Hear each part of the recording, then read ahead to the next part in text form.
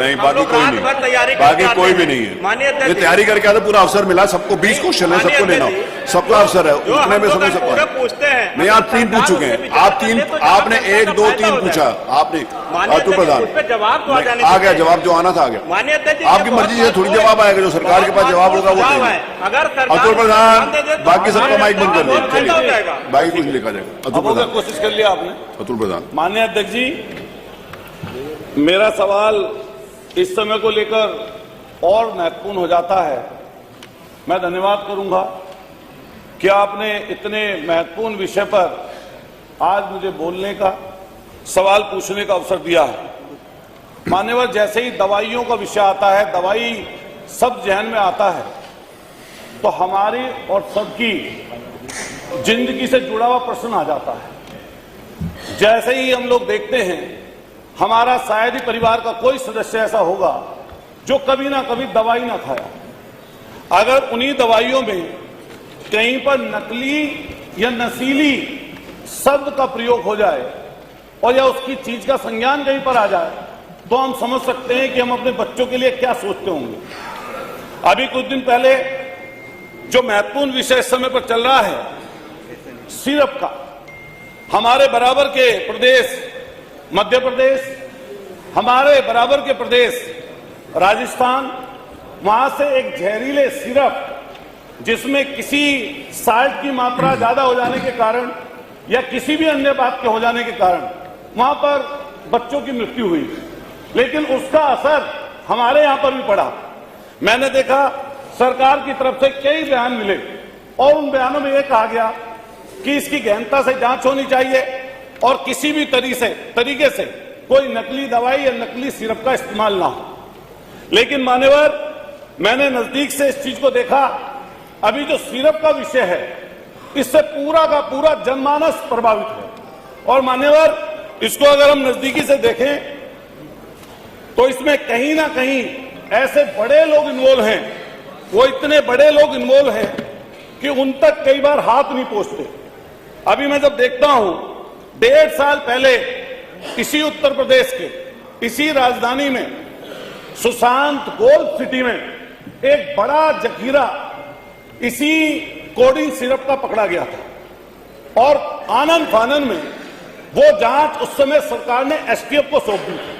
लेकिन जैसे ही एसटीएफ को सौंपी, 18 महीने बीत गए, पता नहीं क्या पर्चे कटे या नहीं कटे, कुछ जांच आगे बढ़ी या नहीं बढ़ी, किसी को कुछ पता नहीं चला।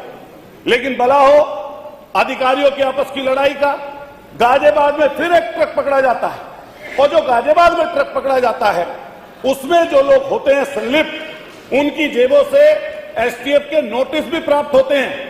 लेकिन फिर आनंद फानन में 15-20 लोगों का अलग अलग जगहों पर उनके नाम से एफआईआर दर्ज होती है।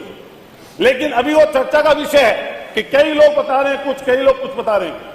लेकिन प्रधानमंत्री जी के संसदीय क्षेत्र से जिसका नाम शुभम जायसवाल चला गया दुबई, जिसका नाम वहां पर टाटा करके बोलते हैं, उनका नाम जैसे ही सामने आया तो पता चला ये व्यापार, ये भ्रष्टाचार की जड़ें बहुत नजदीकी से सत्ता संरक्षित लोगों के पास हैं।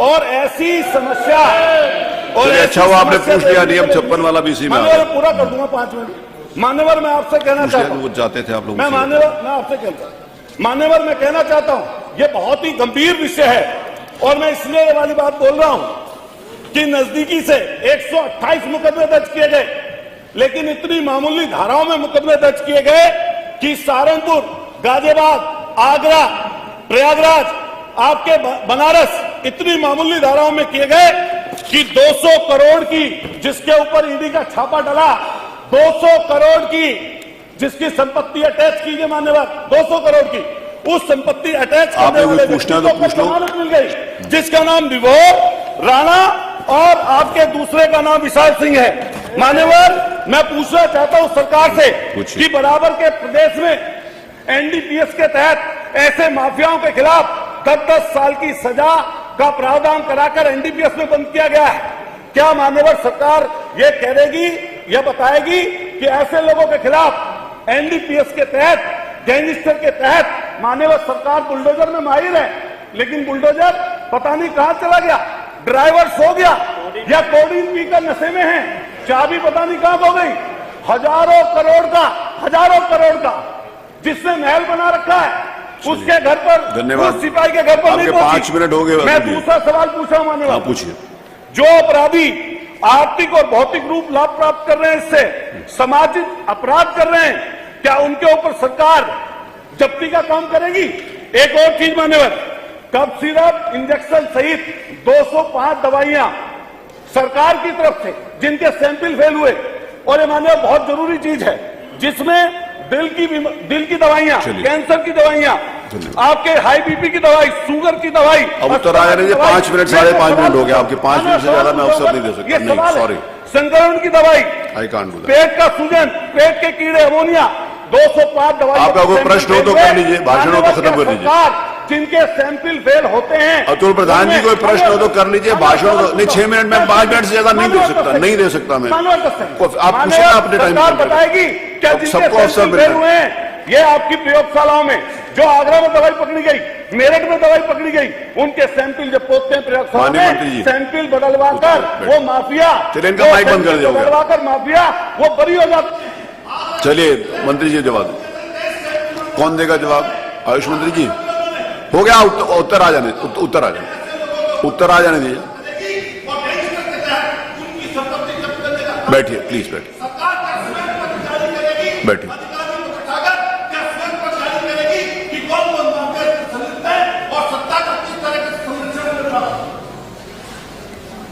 माननीय मंत्री जी बैठिए। मंत्री अध्यक्ष जी,